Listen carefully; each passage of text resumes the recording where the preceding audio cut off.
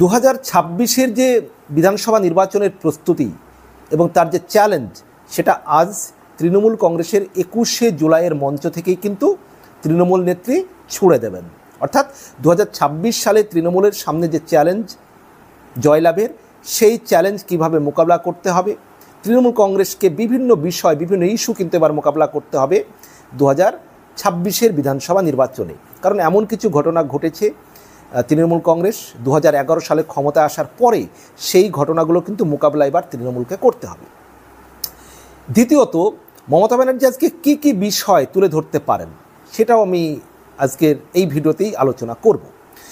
তো তার আগে আমি একটু বলে নিই, 1993 সালে বাম শাসনামলে মমতা ব্যানার্জি আন্দোলনকালে, সেই আন্দোলনে তৎকালীন বাম সরকার থাকাকালীন পুলিশ গুলি চালায় এবং গুলিতে 13 জন মারা যান সেই সময় 1993 সালে। এবং তারপর থেকে তৃণমূল কংগ্রেস এই যে এখন 32-33 বছর হচ্ছে, সেই দিনটিকে 21শে জুলাই তারিখটিকে তারা শহীদ দিবস হিসাবে পালন করে তৃণমূল কংগ্রেস। এবং এই শহীদ দিবস পালন কন্টিনিউভাবে তৃণমূল কংগ্রেসের চলছে। তারপর সেই 1993 সালের ঘটনার 18 বছর পর তৃণমূল কংগ্রেস পশ্চিমবঙ্গের ক্ষমতা লাভ করে 2011 সালে।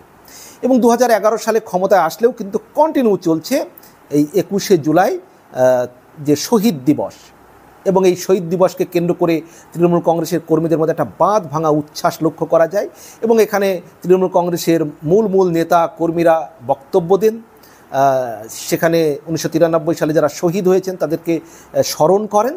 তারপর একটা কর্মীদের মধ্যে একটা, সামনে যদি কোনো নির্বাচন থাকে, তার একটা দিক নির্দেশনা মূলত মমতা ব্যানার্জি দিয়ে থাকেন। এখানে প্রধান বক্তা কিন্তু মমতা ব্যানার্জি সবসময় 21শে জুলাইয়ের মঞ্চে। আজকের এই যে সভামঞ্চ, কী কী দিক নির্দেশনা দেবেন তিনি, সেই দিক নির্দেশনাগুলি যেমন মমতা ব্যানার্জির বক্তব্যে অবশ্যই আসবে যে একটা মানে এনআরসি বিষয়ক কিছু, বা রাজ্যে যেন, এটা তো স্বাভাবিকভাবেই মমতা ব্যানার্জি যদি মেরুকরণটি রাজ্যে যত হবে সেটা কিন্তু তৃণমূলের পক্ষে সুবিধা হবে। স্বাভাবিকভাবেই এনআরসি বিষয়ে একটা বক্তব্য কম বেশি থাকবে, এটা আশা করা যায়, যাতে সংখ্যালঘু ভোটটা একজোট হতে পারে।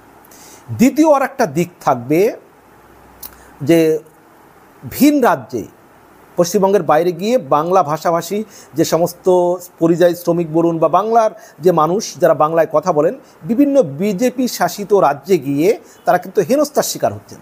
স্বাভাবিকভাবে এই যে বাঙালি আবেগ এবং এই বাঙালিদের যে হেনস্থা করা হচ্ছে বিজেপি শাসিত রাজ্যে, সেই ঘটনাগুলি উল্লেখ করে একটা মানে জোরদার একটা গরম বক্তব্য থাকবে, যাতে বাঙালি যে আবেগ, সেই আবেগে কিছুটা হলেও প্রবেশ করা যায়, বাঙালি আবেগে শান দেওয়া যায়, সে চেষ্টা কিন্তু মমতা ব্যানার্জি করবেন।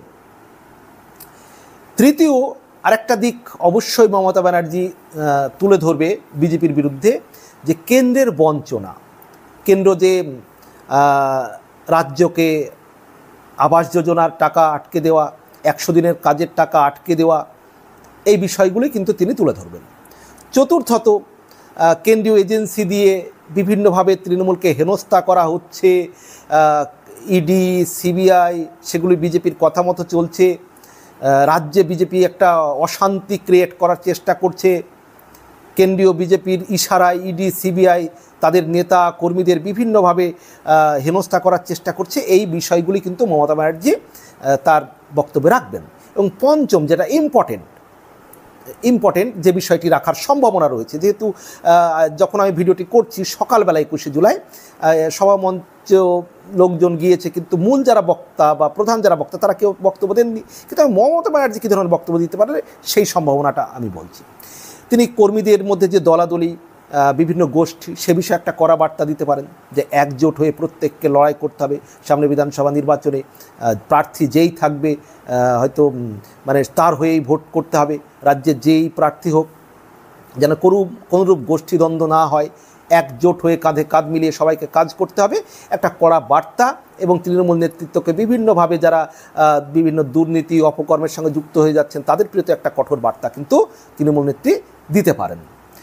এবার তৃণমূল কংগ্রেসকে এই যে কি বিষয় তাদেরকে ফেস করতে হবে, আমরা জানি যে 2024-এর যে লোকসভা গিয়েছে লাস্ট, সেখানে তৃণমূল কিন্তু আগের লোকসভার চাইতে ভালো ফল করেছে। কারণ কি, তাদের যে তার আগে 2019 সালে তাদের আসন ছিল তৃণমূল কংগ্রেসের 22টি, সেখান থেকে বেড়ে হয়েছে 29টি। আর বিজেপি 2019 সালে পেয়েছিল 18টি, সেখান থেকে নেমে হয়েছে 12টি। তাহলে স্বাভাবিকভাবেই 2024-এ কিন্তু তৃণমূল কংগ্রেসের রেজাল্ট ভালো হয়েছে। কিন্তু এই যে 25 এখন চলছে, 26-এর যে বিধানসভা নির্বাচন, সেখানে কিন্তু তাদের সামনে অনেক চ্যালেঞ্জ রয়েছে। কারণ যদি ধরি, তৃণমূল কংগ্রেসের অনেক নেতা দুর্নীতির দায়ে অলরেডি জেল খেটে এসেছেন, অনেকে জেলে আছেন। তৃণমূলের বীরভূম জেলার প্রাক্তন জেলা সভাপতি অনুব্রত মণ্ডল বেশ কয়েক বছর তিনি জেল খেটে এসেছেন, এবং জেল খেটে আসার পরে তার সেই উদ্দাম, তার যে কর্মীদের সঙ্গে তার যে অ্যাটাচমেন্ট বা কর্মীদের তার প্রতি যে ভরসা, সেটা দেখা যাচ্ছে না। স্বাভাবিকভাবেই অনুব্রত মণ্ডল কখনো পুলিশকে অশ্রাব্য ভাষায় গালিগালাজ করছেন, বিভিন্ন কিছু ঘটছে। তারপরে শিক্ষামন্ত্রী পার্থ চট্টোপাধ্যায় দীর্ঘদিন ধরে জেলে, প্রাথমিক শিক্ষা পর্ষদের সভাপতি মানিক ভট্টাচার্য জেলে ছিলেন দীর্ঘদিন, আরও অনেক নেতা বিভিন্ন সময়ে ইডি সিবিআইয়ের হাতে গ্রেপ্তার হয়েছেন। স্বাভাবিকভাবেই এই যে শিক্ষা দুর্নীতি, এই বিষয়টি কিন্তু তৃণমূলের জন্য কঠিন চ্যালেঞ্জ। এবং সুপ্রিম কোর্টের রায়ে 25,752 জনের চাকরি চলে গিয়েছে এসএসসির। দুর্নীতির হয়েছে বলে এখানে, বা সেখানে অনিয়ম বেনিয়ম হয়েছে, সেটা যার জন্য 25,752 জনের চাকরি চলে গিয়েছে।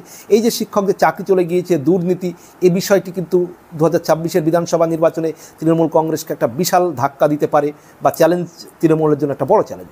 তারপরে আরজি কর কাণ্ড, এই যে আরজি কর ঘটনা, যে আরজি কর একজন মহিলা চিকিৎসক, তাকে যে মানে নিষ্ঠুরভাবে পাশবিক অত্যাচার করে মেরে ফেলা হয়েছে। তারপরে শুধু পশ্চিমবঙ্গ নয়, সারা দেশ, মানে ভারত তথা বিশ্বের বিভিন্ন জায়গায় তার প্রতিবাদ হয়েছে। এবং এই আরজি কর কাণ্ড এখন আদালতে বিচারাধীন। এই আরজি কর কাণ্ডও তৃণমূলের জন্য 2026 সালের নির্বাচনের আগে হয়তো ঘুরে ফিরে আসবে, তার কথা। মানে আরজি কর কাণ্ডের একটা অস্বস্তি তৃণমূলকে কিন্তু ফেস করতে হবে। তারপরে তৃণমূলকে ফেস করতে হবে যে কেন্দ্র যে টাকা আটকে দিয়েছে বিভিন্ন দুর্নীতির অভিযোগ, অর্থাৎ আবাস যোজনায় দুর্নীতি, 100 দিনের কাজের দুর্নীতি, এই বিভিন্ন দুর্নীতিগুলো কিন্তু 2026 সালে তৃণমূলকে ফেস করতে হবে। তো তারপরে যদিও আরজি করের পরে রাজ্যে উপনির্বাচন হয়েছে, সেই উপনির্বাচনে কিন্তু তৃণমূল কংগ্রেসই জয়ী হয়েছে। লাস্ট যদি দেখি আমরা যে এতে নদিয়ার কালীগঞ্জে উপনির্বাচনেও কিন্তু তৃণমূল কংগ্রেসই জয়ী হয়েছে। কিন্তু তারপরেও আরজি কর ঘটনা কিন্তু ব্যাপকভাবে প্রভাব বা তৃণমূলের কংগ্রেসের ক্ষেত্রে একটা বিশাল আর কি সমস্যার সম্মুখীন হতে হবে। তারপর যদি আমরা দেখি যে কসবার যে ঘটনা, সেই কসবা ঘটনায় যেখানে একজন আইনের ছাত্রী, তাকে ধর্ষণের শিকার হতে হয়েছে, এবং সেই কসবার আইনের কলেজেরই একজন প্রাক্তন ছাত্র, এবং সেই প্রাক্তন ছাত্র কসবা কলেজে, তিনি আবার তৃণমূলের সঙ্গে বিভিন্নভাবে যুক্ত, তৃণমূল নেতৃত্বের বিভিন্ন জনের সঙ্গে তার ঘনিষ্ঠতা সামনে চলে এসেছে। স্বাভাবিকভাবেই এই যে কসবার যে অস্বস্তি, সেটাও তৃণমূলকে ফেস করতে হবে। কারণ যে পুলিশ যে গ্রেপ্তার করেছে তার যাদেরকে, যেখানে মূল অভিযুক্ত, তাদের সঙ্গে কিন্তু তৃণমূলের একটা দলগতভাবে সংযোগ ছিল তৃণমূল কংগ্রেসে, এটাও তৃণমূল কংগ্রেসকে একটা অস্বস্তিতে ফেলবে।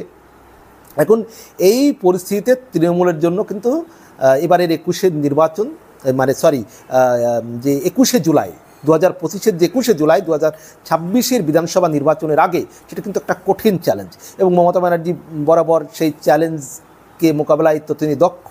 তিনি কর্মীদের যে বার্তা দেবেন, কর্মীরা উজ্জীবিত হয়ে ফিরে আসবে, এটাই স্বাভাবিক। কারণ মমতা ব্যানার্জির বক্তব্য শোনার পর তৃণমূল কংগ্রেসের নেতা কর্মীরা তারা যে উজ্জীবিত হবে, এটা বলার অপেক্ষা রাখে না। এবং মমতা ব্যানার্জি, যেটা আমি শুরুতেই বললাম, যে তিনি চাইবেন একটা দ্বিমেরুকরণ পশ্চিমবঙ্গে যেন মানে হয়, সেখানে সংখ্যালঘু ভোটটা যেন তৃণমূলের দিকে এককাট্টা হয়, সেখানে যেন এনআরসির বিষয়টা তুলে ধরলেই, বা সংখ্যালঘুদের বিজেপিকে যে ভয়, সেটাকে বিভিন্নভাবে তিনি উপস্থাপন করতে পারেন। আবার এনআরসির বিষয়ে তিনি টাচ দিতে পারেন। টাচ দিতে পারেন ওই যে বাঙালির ভাবাবেগ, ভিন রাজ্যে গিয়ে যে বাঙালিরা বিভিন্নভাবে হেনস্থার শিকার হচ্ছে সেটা তিনি তুলে ধরতে পারেন। কেন্দ্রের যে বঞ্চনা সেগুলো তিনি তুলে ধরবেন, এটাই স্বাভাবিক। রাজ্যটাকে বিজেপি অস্থির করতে চাইছে, রাজ্যের যে সম্প্রীতি সেটাকে নষ্ট করতে চাইছে বিজেপি, সেরকম তিনি বক্তব্য তুলে ধরতে পারেন। কেন্দ্রীয় যে এজেন্সি দিয়ে তৃণমূল কংগ্রেসকে বিভিন্নভাবে আটকানোর চেষ্টা হচ্ছে, কেন্দ্রীয় এজেন্সিগুলিকে রাজনৈতিক স্বার্থে ব্যবহার করা হচ্ছে, এই ধরনের বক্তব্য কিন্তু তুলে ধরতে পারেন। তেমনই আবার যেগুলো বললাম, তৃণমূল কংগ্রেসকে বিভিন্ন কিছু কিন্তু এবার মোকাবিলা করতে হবে। তাই 2026 বিধানসভা নির্বাচনের আগে কঠিন চ্যালেঞ্জ এবারের যে 2025 সালে যে 21শে জুলাইয়ের তৃণমূল কংগ্রেসের সভামঞ্চ, এই 21শে জুলাইয়ের সভামঞ্চ থেকে যে তৃণমূল কংগ্রেসের নেতা কর্মীদের মমতা ব্যানার্জি কী বার্তা দেন, সেই বার্তা নিয়ে তৃণমূল কংগ্রেসটা ফিরে কি করেন সেটাই আমরা দেখব।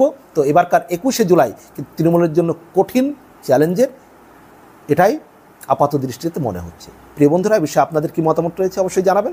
ভালো থাকবেন, সবার জন্য শুভকামনা।